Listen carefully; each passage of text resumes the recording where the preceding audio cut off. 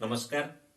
अपराध दुनिया चैनल तरफ आपण मानक पुणी थे स्वागत। आज कहानी हूँ एक अजब कहानी, किंतु सही कहानी Guinness book of world record रे स्थान पाई। आउ सही कहानी जो स्थान पाई, जो कीर्ति पाई स्थान पाई, से कीर्ति एमिति सेमिति कीर्ति नथिला। से कीर्ति थिला मर्डर रो कीर्ति। आउ से मर्डर जो लोक करुथिला से एमिति सेमिति लोक नथिला। से थिले जणे महिला। आउ जो माननकु हत्या करा जाउथिला से माने भी थिले महिला, अर्थात जणे महिला दीर्घ 20 वर्ष धरी 650 रु अधिक महिला को निर्मम भावे हत्या करिथिले। से आपुनी निजे आउ निज हातरे। कहानीटी संपूर्ण अजब लागुथिले भी यह निराट सत्य। अर्थात मर्डर जो मर्डर भी करा जाउथिला ताहा थिला अजब धरणर। मर्डर करुथिबा लोक जनक थिला अजब धरणर। मर्डर जो शैली रे करा जाउथिला ताहा भी थिला अजब धरणर। आउ अपराध जेते बेले पर्दाफाश हैला, अपराधी की जेते बेले दंड विधान करागला, से दंड भी थिला एक अजब धरणर। अर्थात कहिबाकू गले संपूर्ण कहानी होउची अजब धरणर। ताहले कौन थिला से अजब कहानी? किए से महिला जी की 650 रु अधिक महिला को निर्मम भावे हत्या करी ग्रीन्स बुक ऑफ वर्ल्ड रे रेकॉर्ड रे नाम दर्ज करथिले। ए समस्त कथा को जानिया पाई आपण माने हमर वीडियो को संपूर्ण भावे देखंतु। आपण मान को अनुरोध करूची यदि वर्तमान जे आपण माने हमर चैनल को सब्सक्राइब करनांती ताले दया करी हमर चैनल को सब्सक्राइब करंतु एवं आमे अपलोड करथुवा वीडियो समाज रे घटुतिया विभिन्न अपराधी घटना आउ रहस्यमय कहानी संपर्क करे आपण माने जानंतु। आजिर कहानी, आजिर घटना जहा कि 410 वर्ष तलर पुरुणा घटना। घटना पुरुणा किंतु घटनार पृष्ठभूमि उपरे आपण मान जेते बेले आलोकपात करिवे आपण मान जानि परिबे घटना पुरुणा किंतु कहानी नुआ।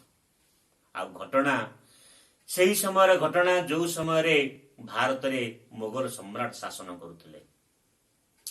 मुगल सम्राट अकबर भारत को शासन करुथिले।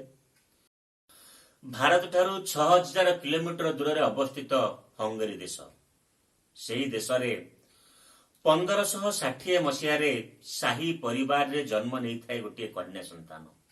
शाही परिवार जाकि हंगेरी रो राज परिवार, जेहेतु तांकरी परिवार जने कन्या संतान जन्म होता है तेणु से राजकुमारी होती आउ से बाल्य समय अत्यंत सुंदर देखा जाती।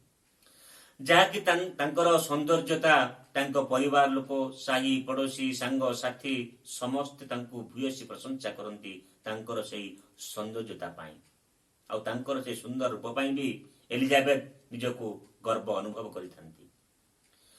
धीरे धीरे समय बीते एलिजाबेथ बड़ होती। 15 वर्ष बेलू से अत्यंत सुंदरी देखा जाती। आउ से 15 वर्ष बयस तांकर विवाह होता है। से विवाह करिथांती सेही हंगेरी सेही समय हीरो पायलट थिबा फेरेंट नटेस्टी नामक जने युवक, जे कि सेही समय जेहेतु हंगेरी आउ तुर्की भितरे युद्ध चली थाए आउ से युद्धर प्रमुख सैन्य बाहिनी प्रमुख भूमिका ग्रहण करी हंगेरी को विजयी करिथिबा सेही हीरो जे कि एलिजाबेथंकर पसंद आसंते तांको से विवाह करंती।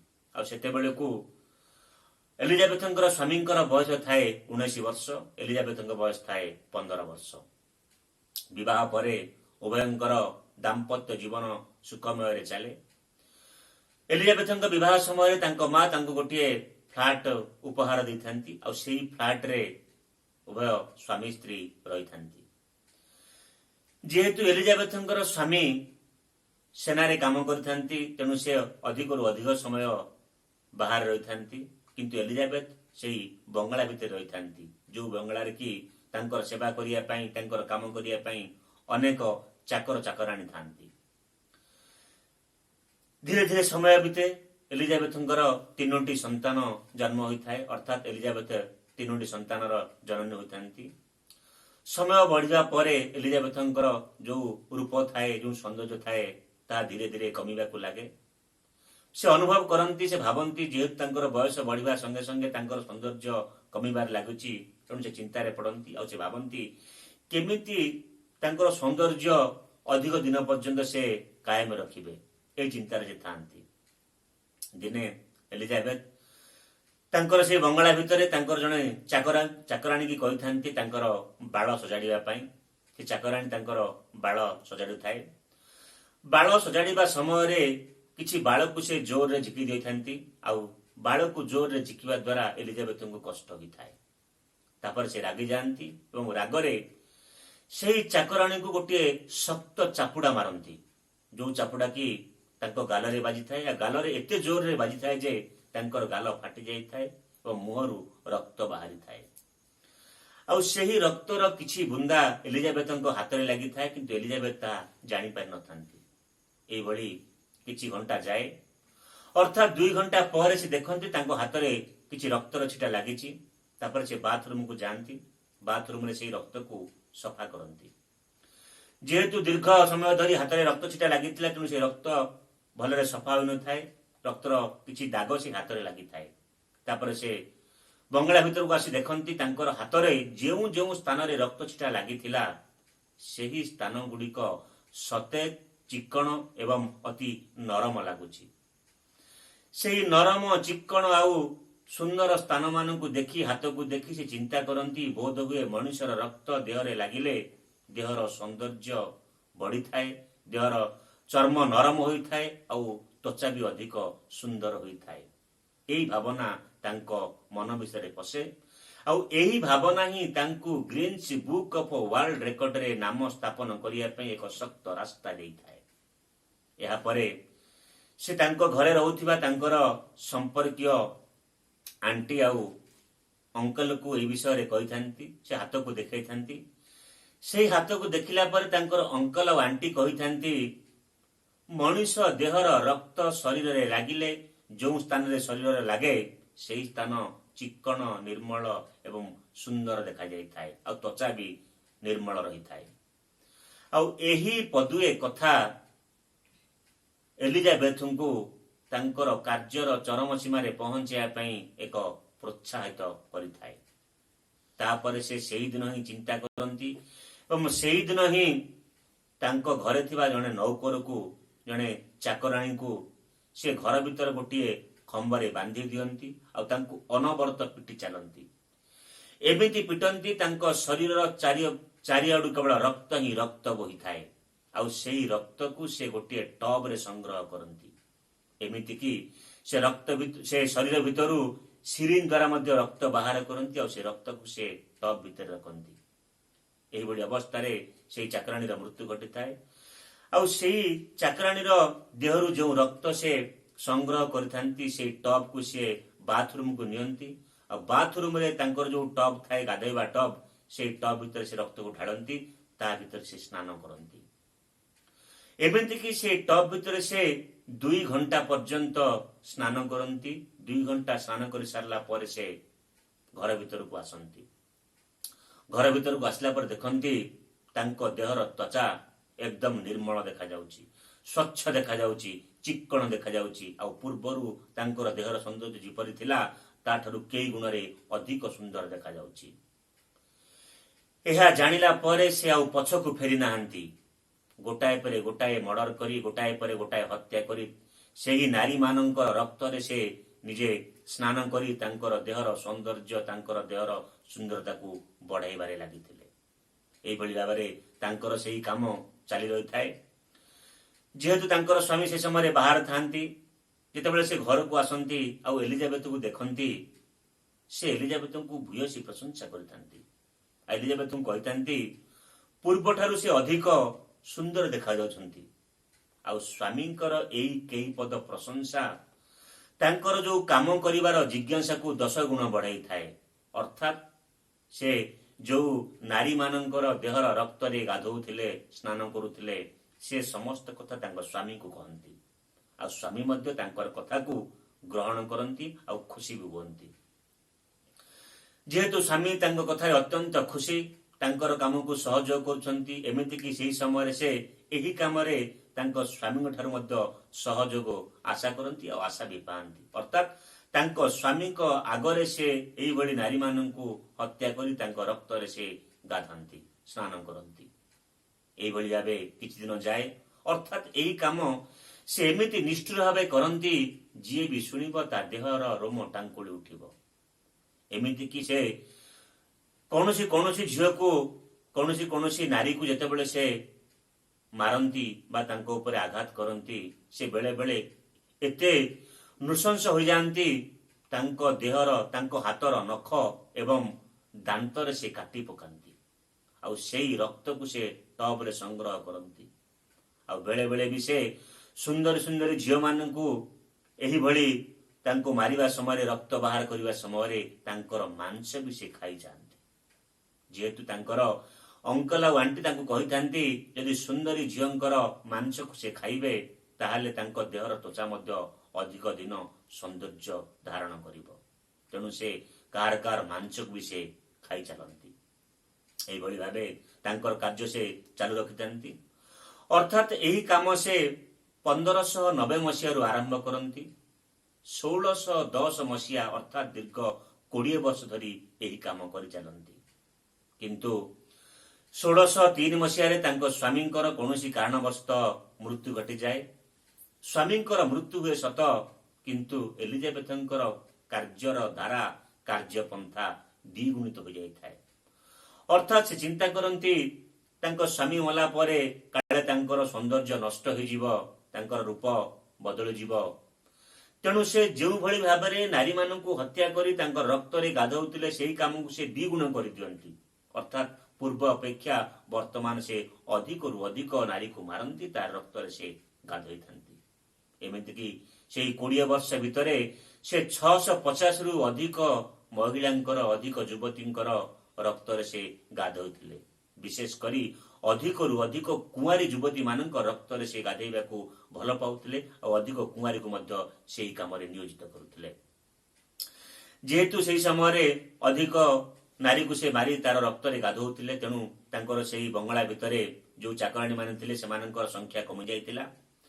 ତେଣୁ ସେ ତାକୁ ପୂରଣ କରିବା ପାଇଁ ସେହି ଅଞ୍ଚଳରେ ଯେଉଁ ଛୋଟ ଛୋଟ ଗାଁ ଅଛି, ଗରିବ ଗାଁ ଅଛି, ସେହି ଗରିବ ଗାଁର ଗରିବ ଝିଅମାନଙ୍କୁ ସେ ଲୋଭ ଦେଖାଇ ରାଜ ପରିବାର ଭିତରେ ତାଙ୍କୁ ଚାକିରି ଦେବେ କହି ତାଙ୍କ ବଙ୍ଗଳାକୁ ଆଣନ୍ତି ଏବଂ ବଙ୍ଗଳା ଭିତରେ ତାଙ୍କୁ ବାନ୍ଧି ବନ୍ଦ କରି ରଖନ୍ତି। ତାପରେ ପର୍ଯ୍ୟାୟକ୍ରମେ ତାଙ୍କୁ ଗୋଟାଏ ପରେ ଗୋଟାଏ ମାରି ତାରି ରକ୍ତରେ ସେ ସ୍ନାନ କରନ୍ତି। ଏଇଭଳି ଭାବେ 2010 ମସିହା ଆସେ। 2010 ମସିହାରେ ପ୍ରଥମ ଥର କରି କିଛି ଲୋକ, ଯେଉଁମାନଙ୍କର ଝିଅ ସେହି ସାହି ପରିବାରକୁ ଆସିଥାନ୍ତି, ସେହି ପରିବାରକୁ ଆସନ୍ତି, କିନ୍ତୁ ସେମାନେ ଆଉ ଘରକୁ ଫେରନ୍ତି ନାହିଁ। ତେଣୁ ସେମାନେ ବାଧ୍ୟ ହୋଇ ସେହି ସାହି ପରିବାର ନିକଟରେ ଆସି ଅଭିଯୋଗ କରନ୍ତି, କିନ୍ତୁ ସେମାନଙ୍କର ଅଭିଯୋଗକୁ କେହି ଶୁଣି ନଥାନ୍ତି। ଯେହେତୁ ସାହି ପରିବାର, ରାଜ ପରିବାର, ସେମାନଙ୍କ ସମ୍ମୁଖରେ କେହି ପ୍ରତିବାଦ କରିବାକୁ କାହାର ଶକ୍ତି ନଥାଏ, ତେଣୁ ତାଙ୍କର କଥାକୁ କେହି ଗୁରୁତ୍ୱ ଦିଅନ୍ତି ନାହିଁ। କିନ୍ତୁ ସେହି ସମୟରେ କିଛି ଯୁବତୀ ସୌଭାଗ୍ୟବଶତଃ ସେହି ବଙ୍ଗଳା ଭିତରୁ ଖସି ବାହାରକୁ ଚାଲିଯାଆନ୍ତି। ଆଉ ସେମାନେ ଯେତେବେଳେ ତାଙ୍କ ଘରେ ପହଞ୍ଚନ୍ତି, ତାଙ୍କ ବାପା ମାଙ୍କୁ, ସେହି ଗାଁ ଲୋକକୁ ଏ ସମସ୍ତ କଥା କୁହନ୍ତି। ଆଉ ଏହି କଥା ବାପା ମା, ଗାଁ ଲୋକ ଶୁଣି ସାରିବା ପରେ ସମସ୍ତ ଗ୍ରାମବାସୀ ଏକତ୍ରିତ ହୋଇ ସେହି ହଙ୍ଗେରୀର ରାଜାଙ୍କ ନିକଟରେ ଅଭିଯୋଗ କରନ୍ତି। ଯେହେତୁ ରାଜାଙ୍କ ନିକଟରେ ସମ୍ପୂର୍ଣ୍ଣ ଗ୍ରାମବାସୀ ଆସି ଏଇଭଳି ଅଭିଯୋଗ କରୁଛନ୍ତି, ତେଣୁ ସେ କଥାକୁ ସେ ଗୁରୁତ୍ୱର ସହିତ ନିଅନ୍ତି। ଆଉ ପ୍ରକୃତରେ ଏହି କଥା କେତେ ଦୂର ସତ୍ୟ ତାହା ଜାଣିବା ପାଇଁ ସେ ତାଙ୍କ ରାଜ୍ୟର 2 ଜଣ ମନ୍ତ୍ରୀକୁ ସେହି ସାହି ପରିବାର ନିକଟକୁ ପଠାନ୍ତି ତଥ୍ୟ ହାସଲ କରିବା ପାଇଁ, ତଥ୍ୟ ଆଦାୟ କରିବା ପାଇଁ। ଏହାପରେ 2 ଜଣ ମନ୍ତ୍ରୀ ସେହି ସାହି ପରିବାରକୁ ଗୁପ୍ତ ଭାବେ ଯାଆନ୍ତି, ସମସ୍ତ ତଥ୍ୟ ସଂଗ୍ରହ କରନ୍ତି। ତଥ୍ୟ ସଂଗ୍ରହ କରିସାରିଲା ପରେ ଆସି ରାଜାଙ୍କୁ କୁହନ୍ତି। ରାଜାକୁ ସେମାନେ କହିଥାନ୍ତି, ଯେଉଁ କଥା ଅଭିଯୋଗ କରାଯାଇଛି ତାହା ସମ୍ପୂର୍ଣ୍ଣ ସତ୍ୟ, ଯାହାକି ସେହି ସାହି ପରିବାର ଭିତରେ ଏଲିଜାବେଥ ଯେଉଁ କାମ କରୁଛନ୍ତି, ତାଙ୍କୁ 4 ଜଣ ତାଙ୍କର ମୁଖ୍ୟ ଚାକରାଣୀ ତାଙ୍କୁ ସହଯୋଗ କରୁଛନ୍ତି।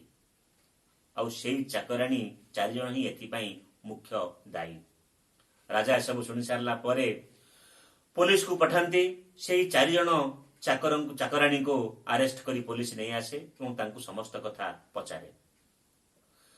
ଚାକରାଣୀ ମାନେ ମଧ୍ୟ ଭୟରେ ସମସ୍ତ ସତ କଥା ପୋଲିସ ଆଗରେ କହିଦିଅନ୍ତି। ଆଉ ସେମାନେ ଏଥିପାଇଁ ସେଠି କାମ କରୁଥିଲେ ଯେହେତୁ ଏଲିଜାବେଥ ତାଙ୍କୁ ଡରାଇ ଚମକାଇ ଭୟ ଦେଖାଇ ଏ ସମସ୍ତ କାମ କରିବା ପାଇଁ ବାଧ୍ୟ କରିଥାନ୍ତି। ଏ ସମସ୍ତ କଥା ଆଦାୟ କରିସାରିବା ପରେ ପୋଲିସ ଏଲିଜାବେଥଙ୍କୁ ଆରେଷ୍ଟ କରେ ଏବଂ ଏଲିଜାବେଥ ଏବଂ ଅନ୍ୟ ଯେଉଁ 4 ଜଣ ଚାକରାଣୀଙ୍କୁ ସେ ଆରେଷ୍ଟ କରିଥିଲେ ସେମାନଙ୍କ ଉପରେ ମକଦ୍ଦମା ଚାଲେ, ରାୟ ବି ଆସେ। କୋର୍ଟର ନିଷ୍ପତ୍ତି ଅନୁସାରେ ସେହି 4 ଜଣ ଚାକରାଣୀଙ୍କୁ ଫାଶୀ ଦଣ୍ଡରେ ଦଣ୍ଡିତ କରାଯାଏ। ଅର୍ଥାତ୍ 2010 ମସିହା ଅଗଷ୍ଟ ମାସରେ ସେହି 4 ଜଣ ଚାକରାଣୀଙ୍କୁ ଫାଶୀ ଦଣ୍ଡରେ ଦଣ୍ଡିତ କରାଯାଇଥାଏ, ଫାଶୀ ଦିଆଯାଇଥାଏ। କିନ୍ତୁ ଏଲିଜାବେଥଙ୍କୁ ଫାଶୀ ଦିଆଯାଇନଥାଏ।